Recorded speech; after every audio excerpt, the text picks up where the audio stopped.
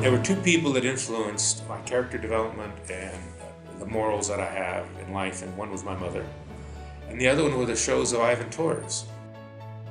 There are a lot of people, when you say Ivan Tors, they know who you're talking about.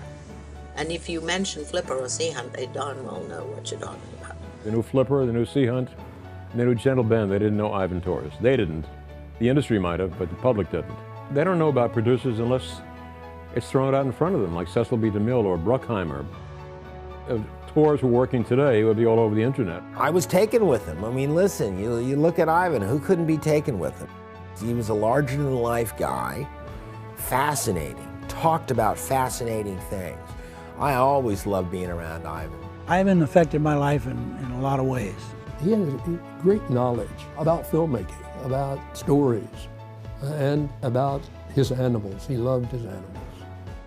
Many years after he died, I read in some article that Ivan Tors had produced the most TV segments of any producer and was still #1 10 years after his death. You have to appreciate what he was able to do in the time, in the context of the time that he did it, because there were a lot of other people trying to do the same kind of thing, and then he managed to prevail. I think Ivan Tors was a great man who deserves more when they discuss the history of film. As long as I've got a microphone or a TV camera with me, I'll be shouting about and praising Ivan Tors.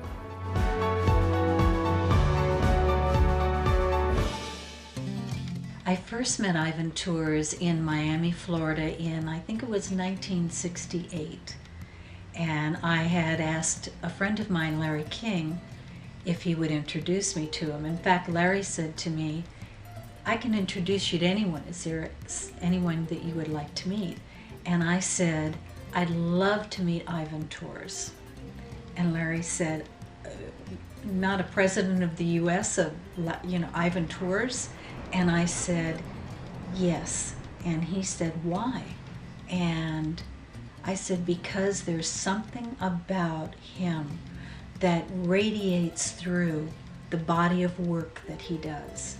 He had a keen intellect and an enormous curiosity about the world around him.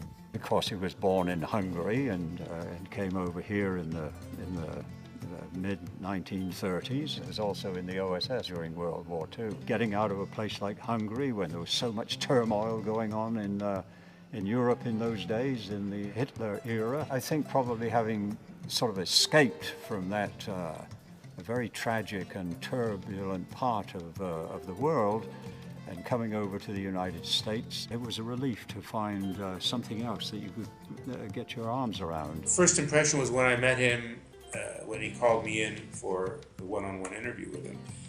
Immediately I knew this man had a high IQ. First time I met Ivan, I was impressed with his mind and his sharpness and his knowledge.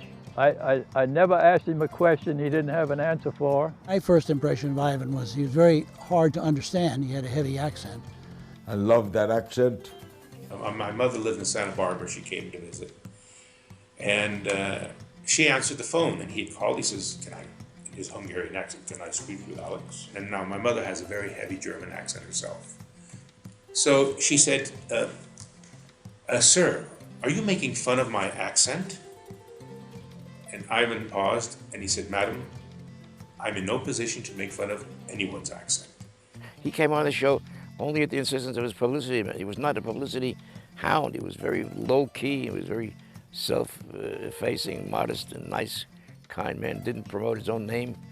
Maybe that's one reason you don't hear his name today as much as you hear Cecil B. DeMille or Jack Benny. Never a harsh moment, never any significant disagreement. Just a wonderful guy to work with. He was just a very good friend, and I could call him on the phone and talk about most anything. Ivan was the old school Hollywood, right? Ginger Rogers and that era. And he'd been a contract writer in the days when you handed in 20 pages of something a week, and you hung out at the writer's table in the commissary, and you discovered, oh, somebody else was working on the same movie that you were, and you might secretly be kind of exchanging notes. This is the title.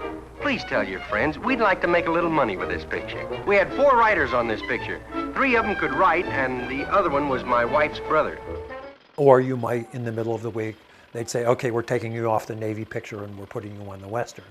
So you really were kind of a factory employee. Out of his whole list of movies, I remember two that we got some film clips that I showed on the show when he was on. One of them was In the Good Old Summertime with Judy Garland. Oh, I beg your pardon, madam. And the other one was Song of Love with Paul Henreid and Katharine Hepburn. Because we were on the MGM lot and he had worked there as a writer, he had gotten to know Greer Garson. They had bought some huge novel, and they were saying, okay, you know, a bonus of $500 to whoever cracks this novel. And oh, it's the Forsyth Saga. And that he had the idea, and I think won the prize of $500 bonus for just saying, let's just take a couple chapters. You can't do the whole thing in one movie. It became a movie called That Forsyth Woman. I must tell her about As she feels now. What was fun working with Ivan is he had worked on so many different kinds of movies. He didn't just do animal movies. Like his fellow emigre George Powell, Ivan Tors had a kind of a gosh wow view of spectacle and fantasy. His pictures were liked by kids because they seemed to have been made by a guy who was sort of a big kid. We're witnessing the secret of creation.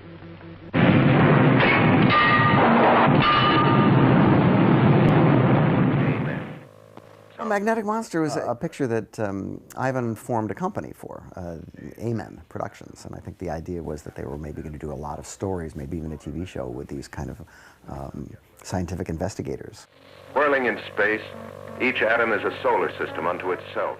The wonderful thing about Magnetic Monster is that it's so prosaic. I mean, the beginning of the movie, the agents are called to a grocery store where everything is magnetized and there's a lawnmower running around. There's something going on, but we don't know what it is. And when you're a kid and it says monster in the title, you know, you usually expect somebody with fangs or wings or a suit or something. And this was a little more sophisticated than that. This was a different kind of monster. This was a magnetic monster, which was a science fiction concept. And not many science fiction movies in that period dealt with concepts. This was dealing with things that made kids want to learn more. Well, Gog, spelled backwards as Gog, is a 3D movie. And I was lucky enough to see that picture in 3D. And it's a robot picture. Now, for years, I had no idea that Gog and Magog were anything other than robots in a science fiction film. I had no idea about the biblical connection or anything like that. It's a bunch of people in a underground station. And it's a very cleverly made movie. It's very low budget. Somehow they got Herbert Marshall to be in this and the other one. It's a picture that I think is thought fondly of. And the 3D is quite good. Quick!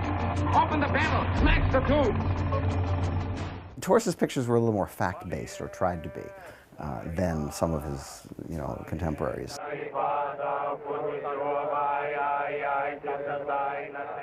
There was a lot of serious science, at least as much as we understand the term today. The tragic effects of a tidal wave on a population center. The giant waves strike at coastal cities first, always catching the population unaware.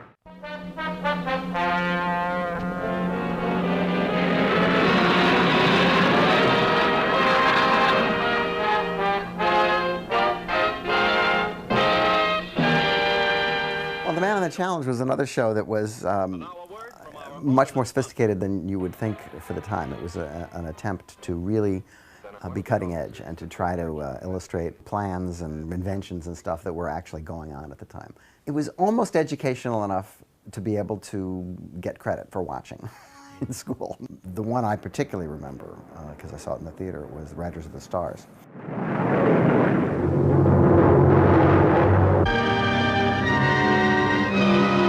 Which is about an astronaut training program to go into space and capture a meteorite. Richard Carlson, who had co-produced and starred in The Magnetic Monster, was back now as the director and co-star of Riders of the Stars. And of course, all the kids knew Richard Carlson because he was in The Creature from the Black Lagoon, and he directed Riders of the Stars, which has this great theme song.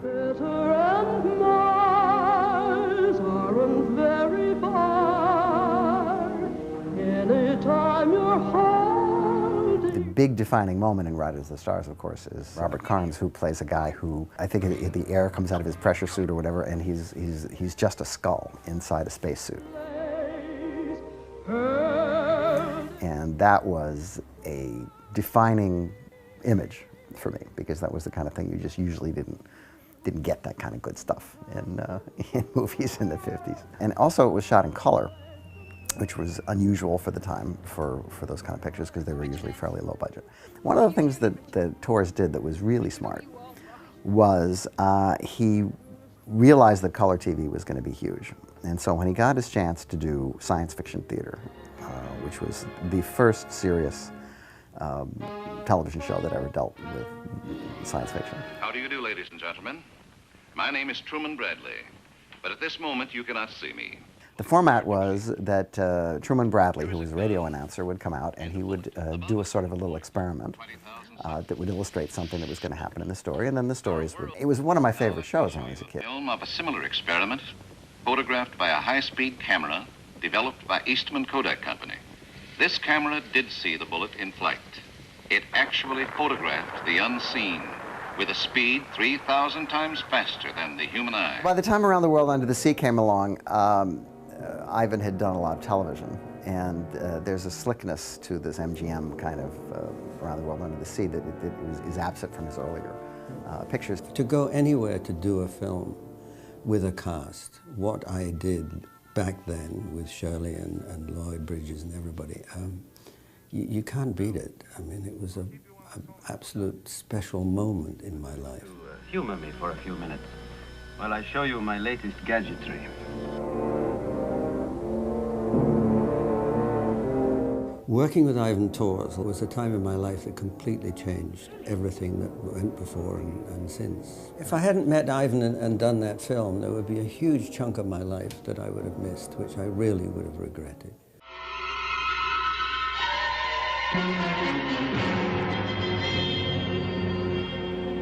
His fascination with the aquatic is quite remarkable. I mean, so many projects that he did involved, you know, the water in Florida. I wanted to be a diver when I was a kid. I wanted to be a deep sea diver, and I think like a lot of kids, it was because of Sea Hunt. Sea Hunt made a defining impact on the underwater world, really everywhere. Between Jacques Cousteau and Ivan doing Sea Hunt, I think that kind of cemented a lot of people's interest in diving who didn't live anywhere near the ocean, which I didn't. I grew up with Ivan Torres TV series, TV shows, and Sea Hunt was one I never missed. I'd seen many episodes of Sea Hunt. I mean, you watched television in those days, and that was one of the shows you watched. The kids ran home from school. They were 8 or 9 years old. And now I'm meeting these kids, and they're in their 50s, and they're bringing their own children. It was an educational program, but entertaining at the same time. Because it was syndicated, and it was on everywhere. Everybody ran it, and it was usually at 7 o'clock at night. And Lloyd Bridges would, you know, don his suit and go down to the water. So half of the stuff would be shot without sound because he's underwater, and there'd be a narration. And in every episode, Lloyd Bridges would say, "And then I saw it." Then I saw it. Suddenly I saw it. Then I saw it. And then music would go, dun dun dun dun. And it would be all different things that he saw, but he'd always say it. Our air started to run low, and then we saw it. He hired me to do underwater stunts on Sea Hunt, fighting Lloyd Bridges, which was Courtney Brown at that time, doubling Lloyd. And we would fight underwater or do something on each show. I got involved with Sea Hunt because of my knowledge of commercial diving and decompression and safety. There's very few people back in those days that had the knowledge and had the certification, and that's what we needed in the movie industry. I started out mainly as a marine advisor because of my background and my work, but then I looked so much like Lloyd Bridges that I started doing some of his doubling. Courtney Brown was doing all the doubling at the time, and my eyes and all were the same as Lloyd's, so even when they saw my eyes, they could still use the shot. The test pilot was trapped in the cockpit of his airplane 60 feet below the surface. He He would die unless I got him out. He had only 15 minutes of oxygen. Ivan said, is there anywhere else we could go to get a better look at different underwater areas? And I said, yeah, the Bahamas, and Nassau in particular. And I had a crew of 13 people, and we bought a ship, the Aquanaut, and we used that as our dive boat. And we stayed and lived there for about 3 years, shooting Sea Hunt underwater, Malibu Run, Aquanauts, and various other shows that Ivan did. And also he jobbed out shows from other companies that we would shoot.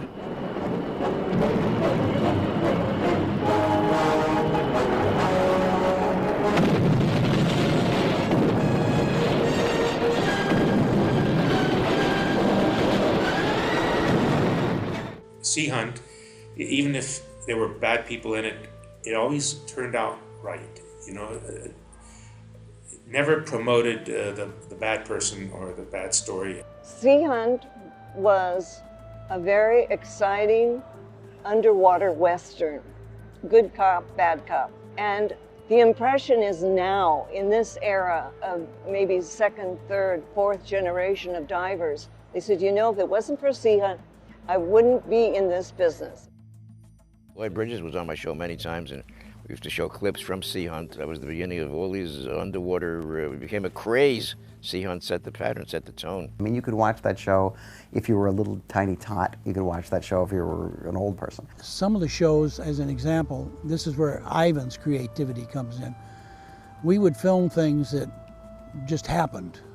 A DC-3 airplane crashed in the Bahamas, and we were going over to Nassau in our boat, and we stopped and filmed the DC-3 there above water, and we had Courtney swim in and swim out, get on top and wave. We did all kind of crazy things, and we sent that back to the studio. Well, then Ivan take that and he'd write a show around it.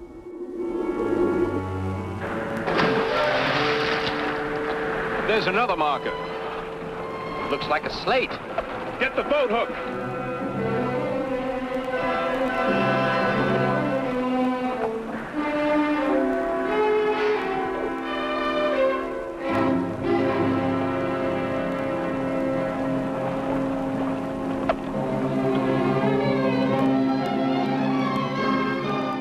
So he was very creative in using things that happened and that we photographed. It's a family show that's not too rough, but is adult enough to hold the interest of adults. And it was an incredibly popular show. And that's how I teach my students now. I won't let them do anything that glorifies anything negative, evil, or bad. That's a direct influence of Sea Hunt and Flipper and Ivan Torres and his standards that he had for his TV shows.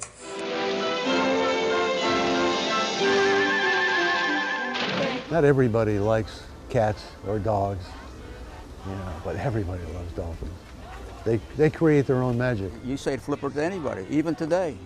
It's an amazing situation. You can talk to somebody probably from Siberia and say Flipper, and they know what you're talking about. That is really a testament to Ivan Torres and his imagination. Yes, Flipper is a story with a new kind of hero. You may not understand everything he says, but he will steal your heart without saying a word. I came home one day and my children were sitting in the living room watching Lassie.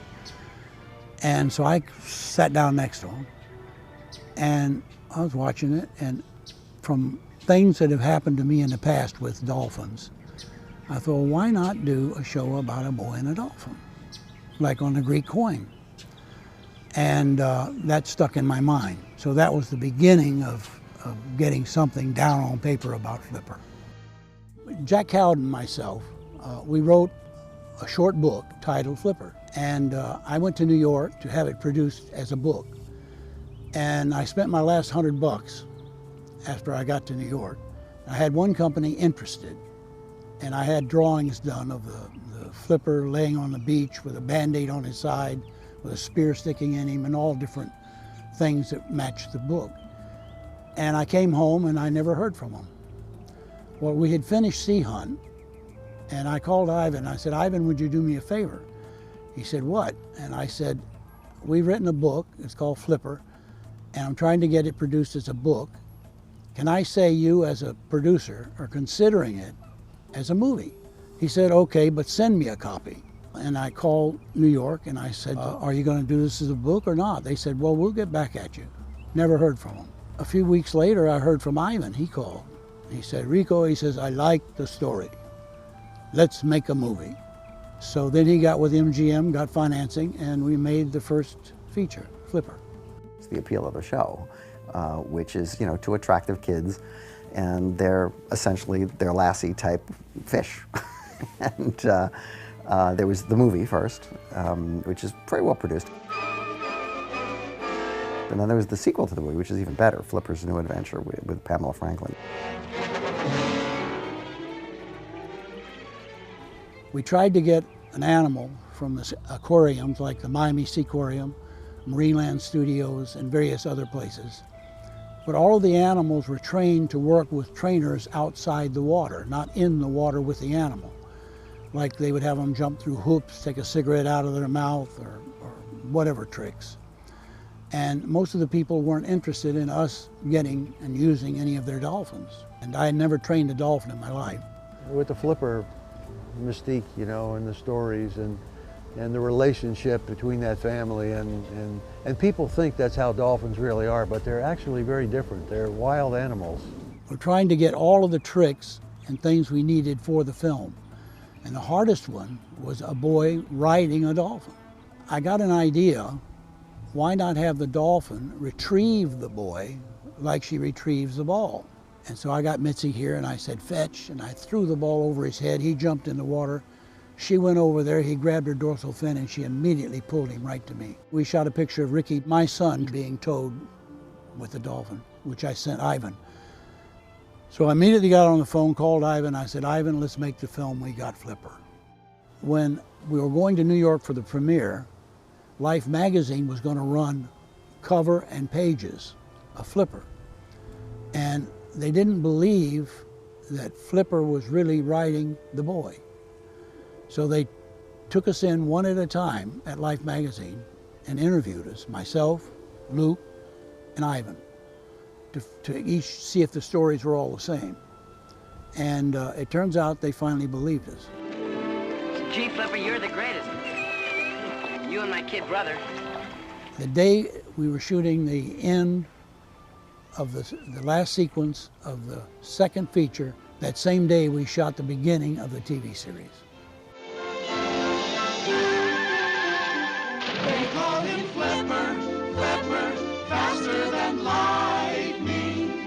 No one you see is smart. So I went back to the Miami Seaquarium and talked to Burton Clark, who was the manager. And he had already seen the Flipper feature and he knew what a success it was. I said, we're going to do a TV series now and we're going to need dolphins. And he said, how many? And we shot 4 years of Flipper television. I was the color announcer for the Miami Dolphins football team. 67, they were terrible. Julian Cole was a brilliant PR guy for the Dolphins. And he came up with an idea that every time the Dolphins scored a touchdown, Flipper would be in the tank in the end zone. He would flip up in the air. Well, it happened the first 2 games, we couldn't score any touchdowns. So we changed it to any time the Dolphins make a first down, Flipper would flip. And Ivan was very happy to have Flipper part of that national TV audience every football game when the Dolphins played. I remember going down the end of that dock a few times, several times, with a television set and a long extension cord so Flipper could watch Flipper on television. And when I realized they were self-aware, I had to deal with that information. I think it's a special relationship that he had with the dolphins because of one actually rescuing him. Susie saved Ivan Tor's life. He spent time in the water, and in one instant he was having trouble in the water. I don't know whether he got water in his nose or snorkel didn't work right or something. He's having trouble, and nobody noticed it, but Susie, the main Flipper dolphin. A wave hit him in the face, he took some water in, and he was in trouble. And Susie got under his right arm, I remember, and pulled him back to the ladder and placed him right on the ladder. That's pretty dramatic. You know, we never heard of another wild animal coming out of the jungle and saving the life of a human. It was really something, yeah. It was an experience that it's just unbelievable. You get closer working with a dolphin than any other animal you've ever worked with. Closer than working with your home pets and cats and dogs, but you get a connection that's unreal. Flipper was probably the best and the worst thing that ever happened to dolphins. On the one hand, it exposed the world to dolphins, but it also created a lot of captures. People saw that and they went, wow, I can do that too. And that's what happened. It created this multi-billion-dollar industry, I believe. Fun show to work on, and I enjoyed watching it in the evenings. Almost everybody did. The sea, mother of life on our planet. The sea, where floating microscopic cells evolved into giant creatures that ravaged and terrorized the earth for millions of years. The dinosaurs have long since passed into history, but the largest creatures of all, the whales, survived. And among them, one, the most feared and most dangerous of all the world's animals.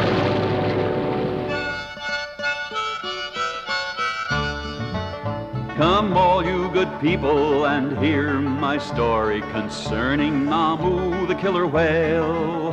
I'll tell you some things that are bloody and gory, and thereby hangs a tale.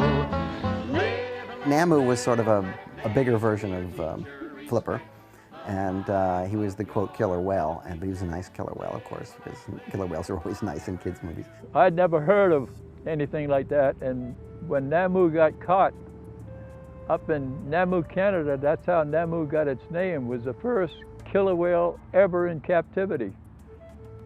When the studio got the job to shoot the movie, Ivan says, Big John, I want you to go up and work with this killer whale. I said, killer whales eat people. He says, no, he says, you know all about dolphins and all. You'll be able to work with this killer whale. Well, nobody had ever worked with a killer whale. It's never been done.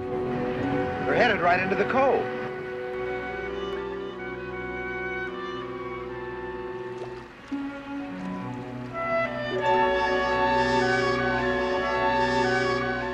His head is this wide.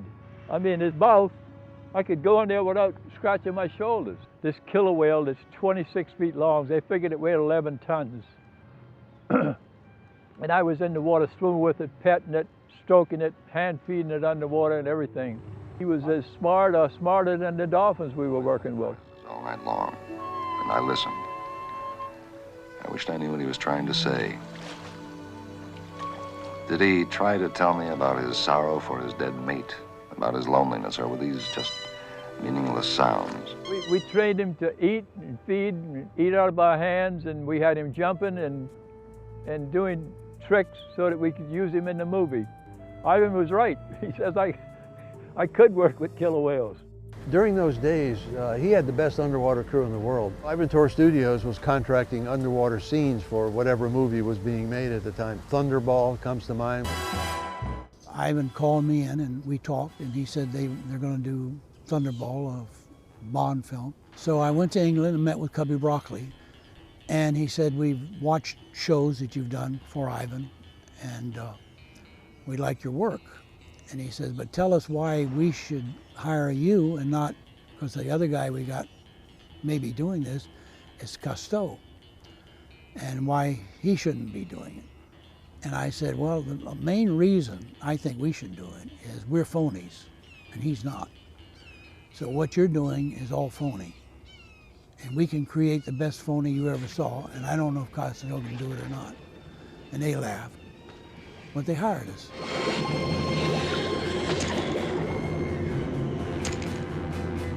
We did everything you could think of, and we worked 48 hours one time. I doubled 34 different people in that movie. And we did some shark work on that that's never been done before. And Ivan told me about the Thunderball stuff as he was in the tank the whole time that they were shooting the Thunderball sharks. And he just understood them and when they were fed and when they were dangerous. Thunderball was probably the biggest production underwater we ever did.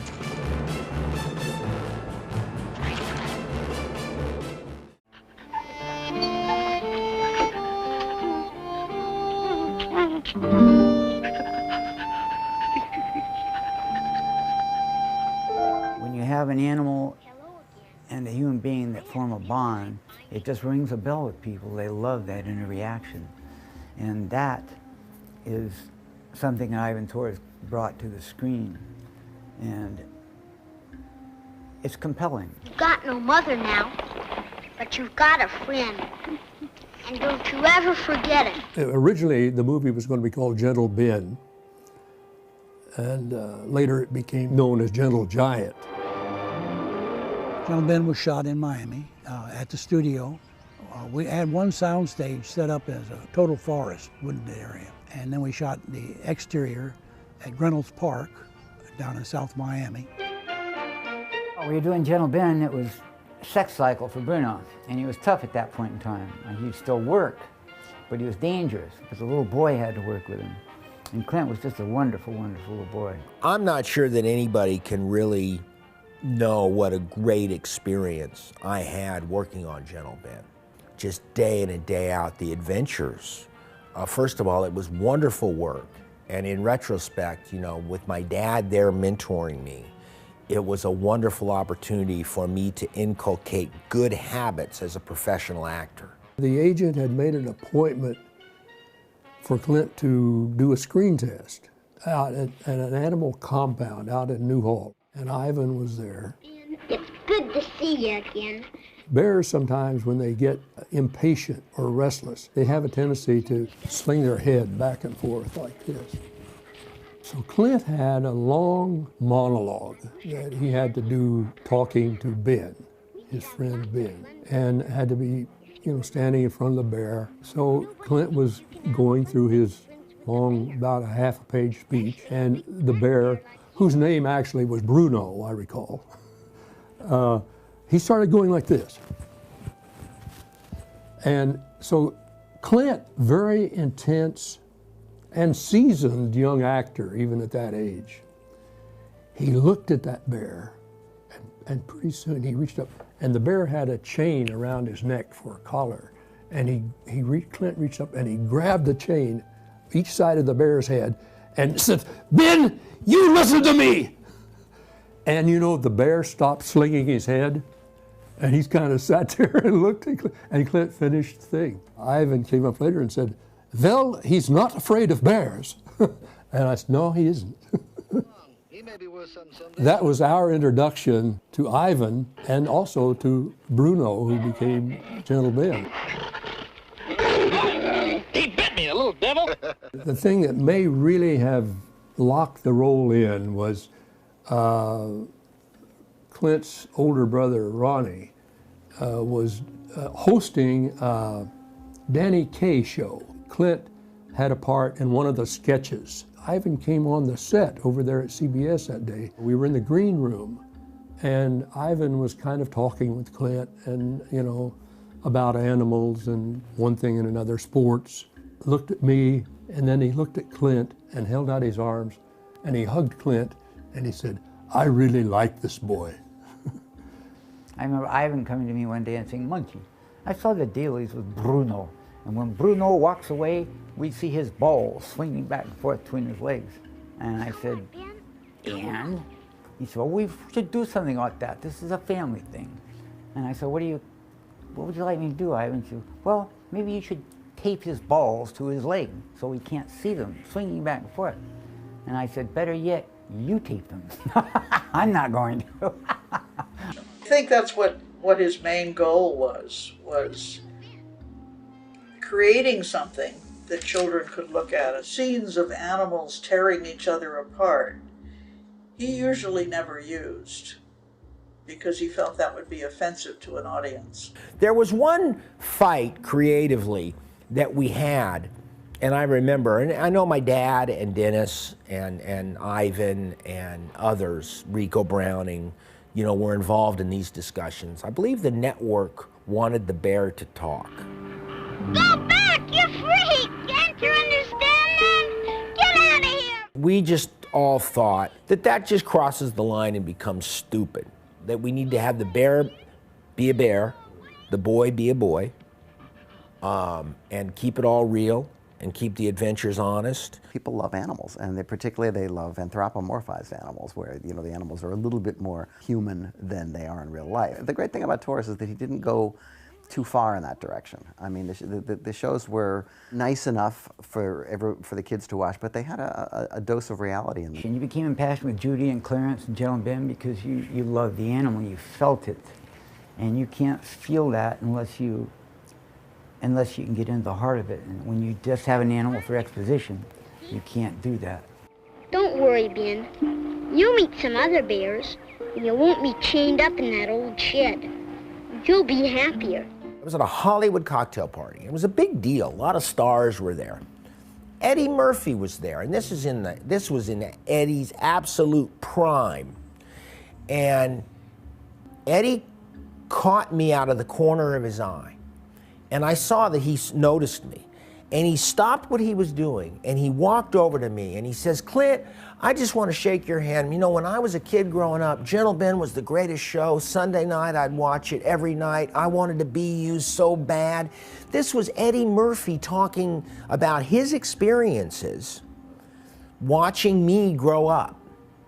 And it was like, wow, you know, it's not just the country. It's not just the South. It's not just Middle America. It was urban kids who tuned in to watch Gentle Ben, and he was fascinated with the adventures.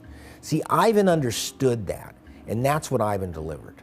It left an indelible impression on a couple of generations of people. Unless there was another Ivan, you couldn't do another show like that. Had something like 11 or 12 shows running at the same time. Just amazing. No one's ever equaled that, I don't think. He was the man as far as bringing major stuff to Florida. The man. When Ivan Torres opened a studio in South Florida, that really changed the complexion of things. That was the beginning of Hollywood, Florida. Launched a new era for filmmaking in Florida. And then built a second soundstage, and then a third soundstage, and which became Ivan Torres Studios. We had probably the only rear screen projection in the Southeast, and we did a lot of the filming with rear projection. Our studio has the only complete modern rear screen process facility in the Southeast United States. Ivan was good at that, keeping good teams together. The group was Rico directing, I'm shooting, and Big John and Willie Myers and a couple other people were the standard crew. When it was a picture with Ivan, we all knew we were going to work. Ivan was very loyal. This is nice work if you can get it. And Ivan Torres has it. He literally trained the crews. As I said before, the guys would work maybe on a newsreel or something. You know, there were no experienced feature film or TV crews back then. What he used to do was not get cameramen and try to teach them how to dive, which doesn't always work. He'd get the best divers and teach them how to operate a camera. On Around the World Under the Sea, there's a submarine. The submarine was built in California, and the individual that was going to bring it over quit. So Ivan says, "What should we do?" And I said, "Well, I'll go down and get in it and figure it out." "Oh, you can do that?" I said, "Yeah." So I figured it out and then got it to Nassau and then operated it for the whole movie. There were only about 26 man submersibles in the world at that time, and Ivan knew something about those. There was always something going on at Ivan's studio. I remember Ivan was doing movies. I remember one movie with Janet Leigh and Tony Randall, and it was about living under the sea. I think it was a romantic comedy, and Ivan gave it the twist of, let's do this romantic comedy under the sea. I can think of certain actors who told me that they owe their beginning, their inspiration, to Ivan Torres. Richard Dreyfuss. The tide is in and it's getting dark out. There might be a shark out. Don't worry, I'll hold you tight. The starfish will shine so bright, and everything will be alright. And Burt Reynolds both told me that they owe their early beginnings to Ivan Tors. Burt Reynolds did an episode of Gentle Ben. Burt Reynolds was transporting exotic animals to some location in an airplane. And the plane crash happened. Burt Reynolds broke his leg, and there's this wild cat waking up in the back, and the cage is broken, and there's danger. You know, Burt's sort of chewing on the scenery, and I'm chewing on the scenery, and there's not a lot of good chemistry going on between us as characters in the episode. Of course, Ben comes in and defends us and gets in the fight with this wild cat, and it was great. And the episode finished with a bang. The amazing thing about that episode, the episode got saved by the bear fight. Step back, Mark.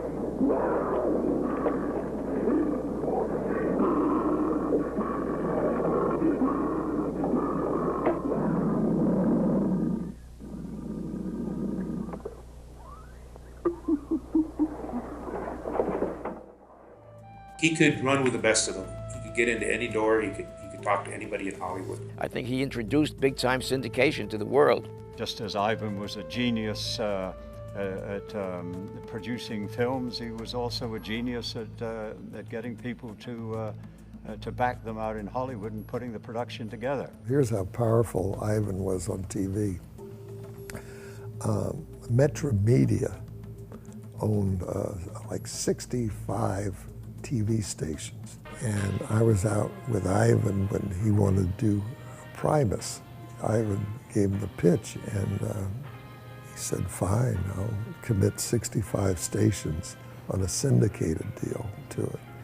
And that's how powerful Ivan was as far as his reputation. So all Ivan needed was that contract. He didn't need any money. He took that contract to the bank, and the bank financed Primus. Ivan was going to pitch. He said, you come along with me. And so I said, oh, yeah, that sounds good. I'd like to see what a pitch is like. We walked in the door, and the executive behind the desk his head barely reached above the top of the table, and he looked like he was 15 years old.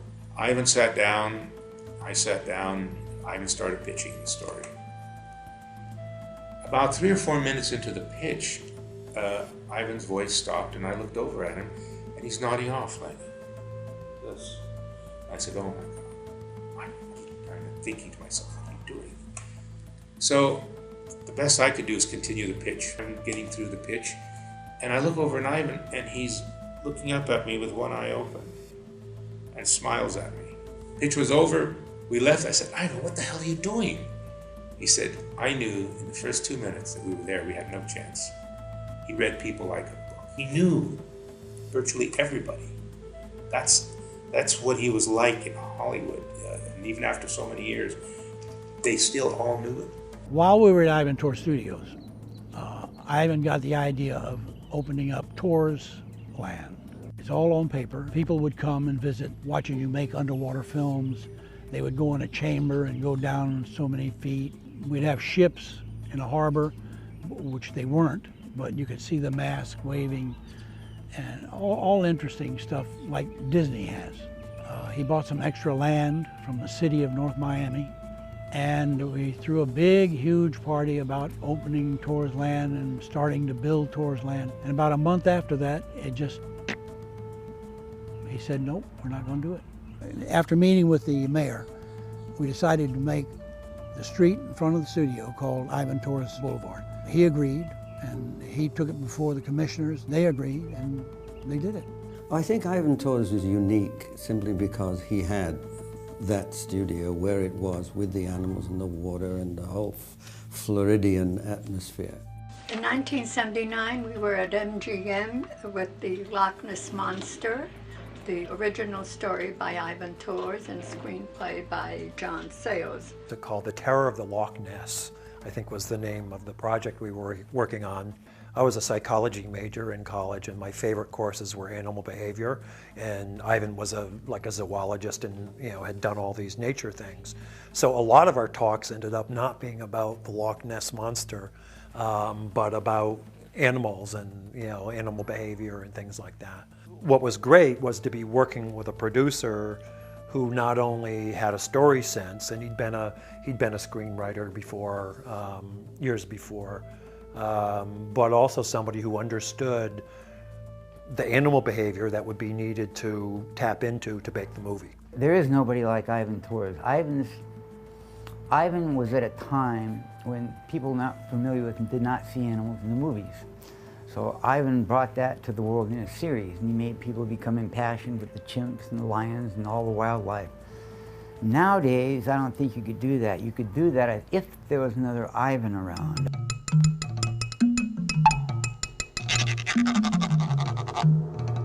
On the Tonight Show once, I think it was Tony Randall, who had been in one of the lion movies, that the thing about a lion was that you couldn't really house train a lion.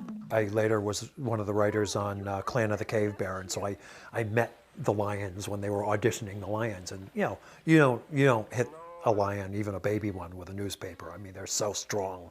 They would get cranky if they didn't have enough water. But that also meant that when they had to urinate, I guess it's like a fire hose. It just goes all over the place. So the costumes, the sets, and everything would just get sprayed with lion urine. Well, Ivan would know those kind of things, and therefore could deliver something with really unusual animal behavior for a fraction of the cost of the people who had to learn everything from scratch. I always felt Ivan's first love was animals. His second love was filmmaking. He just loved animals, and it showed. And it was a great relationship he had, and he was the best at what he did. He had the highest regard. He sometimes, I thought that maybe some of the animals were smarter than some of the people. One day he took me into his office and he said, "I have to show you this footage. It is so remarkable." And up on the screen comes a picture of a very large antelope. I don't know which kind. And it was drinking at the water's edge. And out of the water leaps this crocodile and grabs the antelope on its stomach, rips the stomach open. And at that moment, a hippopotamus comes charging toward them, chases the crocodile away. Now the antelope, who's in the process of dying, its insides are out, and the hippopotamus is on film trying to push the insides back into the antelope. And Ivan says, "Now you tell me that animals aren't conscious." He had this this great compassion for the natural world. When I spoke to him, we talked dolphins and animals. He was interested in lions. He was interested in what he called affection training. He had a great interest in Africa. It was natural for him. Ever since I knew Ivan, that's his whole life and planning and everything was animals. And he wasn't just an animal trainer, he knew all the animal trainers, he knew their animals, he knew the wild animals and their behavior. His ability to be able to walk and the animals not pay any attention to him other than look at him, because Ivan had an ability to be absolutely still. He said somehow he'd almost never gotten bitten even. He was telling me about some footage he was shooting for some show where he was walking through high grass and came upon a jaguar, and he just about stepped on this young jaguar that was sleeping in the tall grass. And what you see is him stop, and then you see this, like Jack-in-the-Box, this jaguar leap straight up with incredible hang time, look at him, and then come down and is gone, and decide not to eat Ivan. He had a wildlife sanctuary in Los Angeles, or outside of Los Angeles, where he kept a virtual zoo in a natural habitat. Africa USA was the first of its kind, but it was created because of Ivan. Africa USA was Ivan Tors. We had everything. We had wild hartebeest just caught from Africa. We had a rhino in, wild from Africa. I worked on Daktari. We worked ostrich, we worked hippos. There's nothing we didn't work on that show. Judy and Clarence, and just background animals really, wildebeest and hartebeest and giraffe, eland, kudu, gemsbok. Daktari being set in Africa was also inherently more exotic because now you were dealing with another culture, and you know that had its own interesting, you know, pitfalls about what is our attitude toward these people. Like you see Chips the movie, you see the car going down an empty freeway, there's no background. So anytime you have just one person, it's a low budget. So Ivan filled all that up with all the different animals that you'd see in Africa. It was, again, a show that was very popular in syndication and ran for years. And I'm surprised no one has brought it back, because it's a foolproof idea for a show. I do remember that one of the major themes of Daktari was poaching. And within the format of these shows, there was a lot of environmental preaching. Before that was common. Conservation and you know, animal rights and stuff like that all came into the plot lines of those stories. Talk about being way ahead of his time. Ivan Tors was, in his own quiet way, advocating animal conservatism or animal conservation or animal love and affection and devotion before those items became what you might call a cause célèbre. He was definitely a pioneer in that field. Before we even became aware of environmental ecology and all that kind of thing, Ivan was always going around and cleaning up, picking up trash. Not his trash out, you know, in the Everglades. And one time, I remember we were working down by the ocean along a seawall, and suddenly Ivan, in a wetsuit and with tanks on his back, came up, and he had a big bag of garbage that he'd picked up off the bottom of the bay, cleaning up, you know. And this is the kind of man Ivan was. You know, Ivan, of course, was way ahead of his time when it came to ecology and wildlife and the need to preserve it, as epitomized in his book, Ivan Tors, My Life in the Wild. Had he been around today, I'm sure he would have been in the forefront of the movement to combat global warming and the loss of so many species that we're seeing.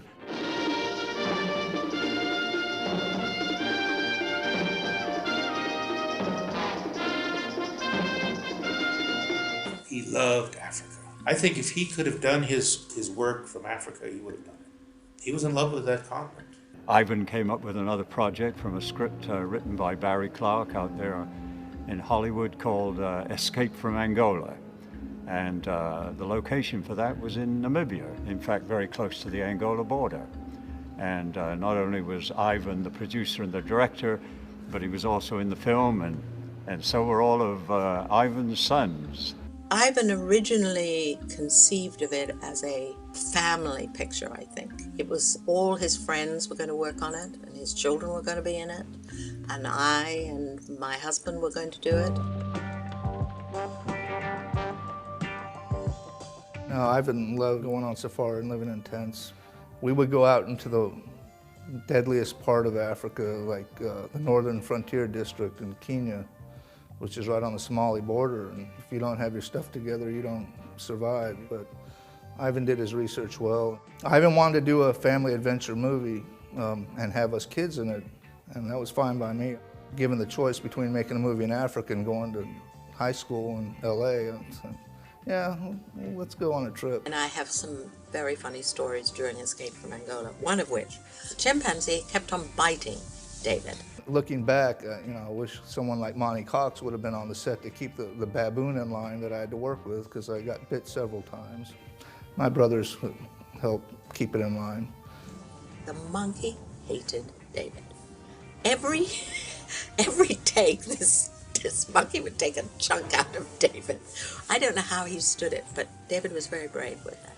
It was neat, it was fun, it was dangerous. Ivan wasn't afraid to expose us to danger. Animals brought joy to Ivan's life mostly, and us kids. He loved us, and he loved traveling with us. He didn't feel that he had done everything he wanted to do yet.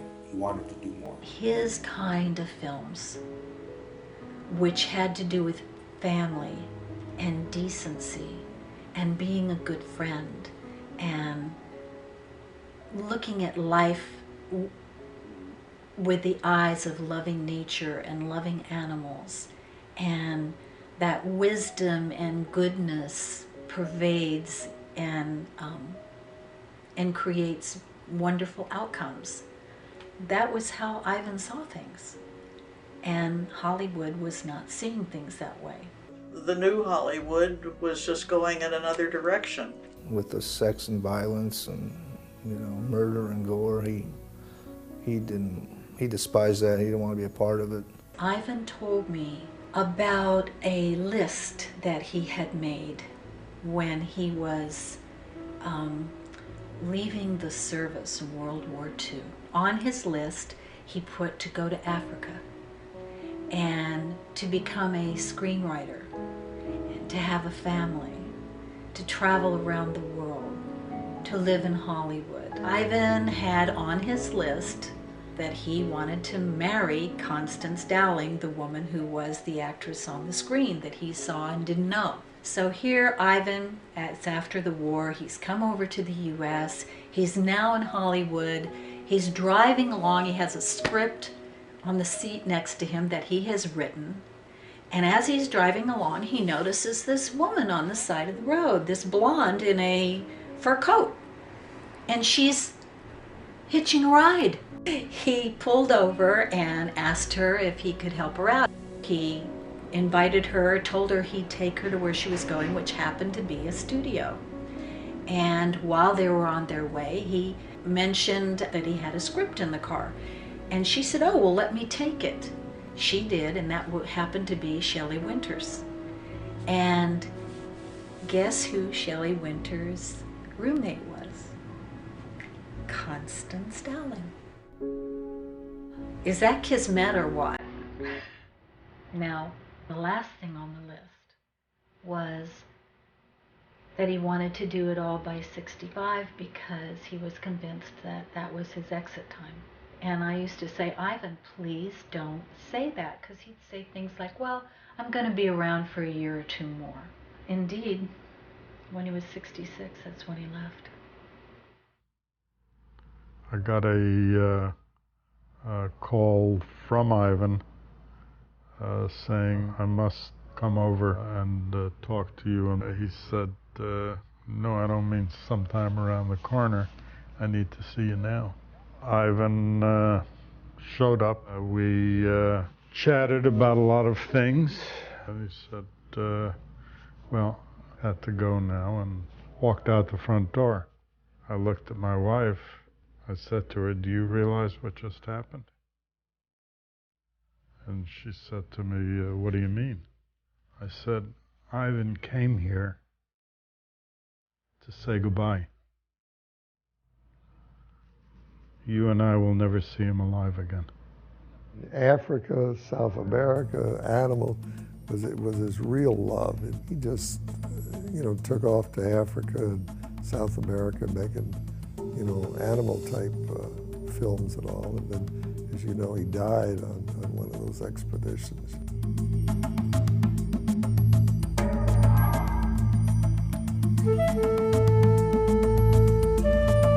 You know, the last time I talked to Ivan Tors, he was about to get on a plane to head down to Brazil to do the pre-production on the series Expedition Danger. He was with his son Peter. Then not long after their departure, Peter called one morning to tell us the news that Ivan had died. Pete told me the story that Ivan was working on his Amazon film, where he was trying to film the last of the great anteaters. I think it was called a tamandua. This was the one animal he hasn't seen, and he really wanted to see it. And they had a hell of a time finding one when they finally found one. The animal itself was hostile to everyone, but Ivan told everyone to just back off. He wanted to go up to it, so he walked up to it. And it kind of was like, just stood there and just calmed down. It freaked out the people that were with him because they didn't know how he was able to calm the animal down, but that was it. Ivan was happy. So a great loss. Ivan Tors was the real deal. He left a beautiful legacy of animal behavior films, and that's forever in film history. And I can't think of a nicer one to have left. He developed this wonderful platform where he was presenting entertainment that was unique. When you could do both inform and entertain, you have accomplished a great deal for the society you live in, and he left us too soon. He had the knowledge and the know-how to get things done. He would think of an idea and he would do it, where other people would horse around and try to figure out a way to get somebody else to do this or do that, but Ivan would get it all done. So he was new in that type of area where he would just get things done. Ivan was much nicer than, I'm sure, almost every other producer and executive producer. I know that. I know that after being in the entertainment industry for 40, 50 years now. Nobody's quite like him. He was sort of like one of his gentle characters.